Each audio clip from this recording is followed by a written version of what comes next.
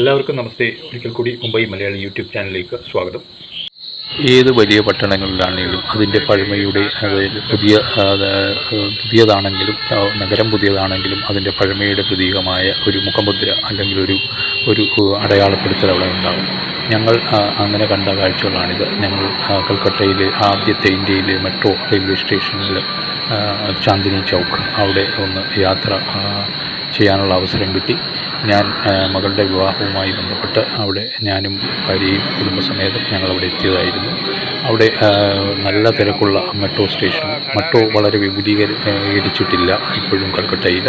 അത് നടന്നുകൊണ്ടിരിക്കുന്നു, അതിൻ്റെ പണികളൊക്കെ തന്നെ. എന്തായാലും അങ്ങനെയുള്ള എക്സ്പീരിയൻസുകളൊക്കെ കഴിഞ്ഞ് ഞങ്ങൾ തിരികെ വിവാഹ ചടങ്ങുകളും എല്ലാം കഴിഞ്ഞ് നാട്ടിലേക്ക് യാത്രയായി.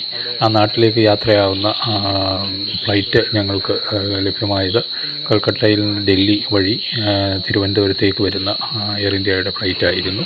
അപ്പോൾ അവിടെ കൽക്കട്ട എയർപോർട്ടിൽ ഞങ്ങൾ കണ്ട കാഴ്ച എനിക്ക് പഴയ ഓർമ്മകളിലേക്ക് പോയി. ചെറുപ്പകാലത്ത് SD ജാവ ബൈക്ക് അവിടെ ഇരിക്കുന്നു, ഡിസ്പ്ലേ ചെയ്ത് വെച്ചിരിക്കുന്ന ആ ഒരു സീൻ കണ്ടപ്പോൾ അതിൻ്റെ മുകളിലിരുന്ന് ഒരു സെൽഫി എടുക്കണമെന്ന് അവർ സഹായിച്ചു എന്നെ, കമ്പനിയുടെ ആൾക്കാർ. ഞങ്ങൾ അവിടെ നിന്ന് ഇവിടെ എത്തി.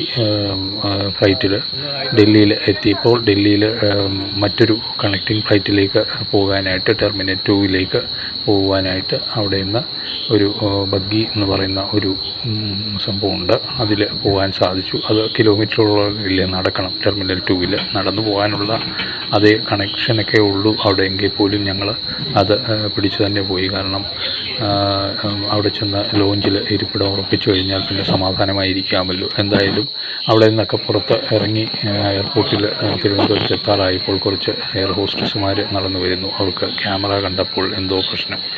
എന്തായാലും എന്താണെന്ന് മനസ്സിലായില്ല. ഞങ്ങൾ തിരികെ വീട്ടിലേക്ക് യാത്രയാകുകയാണ്. വീട്ടിലെത്തി അതിനുശേഷം വീട്ടിലെ പരിസരവും ഒക്കെ കണ്ടു കഴിഞ്ഞപ്പോൾ അവിടുത്തെ ഒരു പ്രത്യേക വൈബ് വീണ്ടും അനുഭവിക്കുവാൻ സാധിക്കുന്നു. അതായത് അമ്പലത്തിനടുത്ത് ഉള്ള ഒരു വീടാണ് ഞങ്ങളുടേത്. ഞങ്ങളുടെ വീടല്ല, അടുത്ത വീടിൻ്റെ ഫ്രണ്ടിൽ ഒരു ആനയെ കെട്ടിയിരിക്കുന്നു. ആനയെ അവിടെ ഒരാഴ്ചയായി അവിടെ കൊണ്ടെത്തിച്ചിട്ടെന്നറിയുന്നു. അതിനെ മേയ്ക്കുവാനായി, ഓലക്കാൽ തീറ്റയായിട്ട് കൊടുക്കുവാനായി അവിടെ നിർത്തിയിരിക്കുകയാണ്. അപ്പം അതിഗംഭീരമായ ഒരു സീന്. ഈ ആന നേരത്തെയും എന്നാണ് എൻ്റെ വീഡിയോയിൽ, ഞാനത് വിശദമായി ആനയെക്കുറിച്ച് സംസാരിച്ചിട്ടുണ്ട്. എൻ്റെ വീഡിയോയിൽ കാണാത്തവർ എൻ്റെ പ്രൊഫൈൽ എടുത്ത് പരിശോധിച്ച് കാണുക. അതിനുശേഷം അടുത്ത ദിവസം പ്രഭാതത്തിൽ എല്ലാ ദിവസവും ഞങ്ങളുടെ വീട്ടിൽ മുറ്റത്തെത്തുന്ന ആ മയിലിനെ കാണിച്ചു തരാം. ആ മയിലിൻ്റെ ആ ഒരു അത് അവിടെയൊക്കെ തന്നെ എന്നും വരും. കാരണം ഞങ്ങൾ തീറ്റ കൊടുക്കുന്നതാണ് എന്നും. അപ്പോൾ അതിനെ കൂടി കാട്ടിത്തരാം.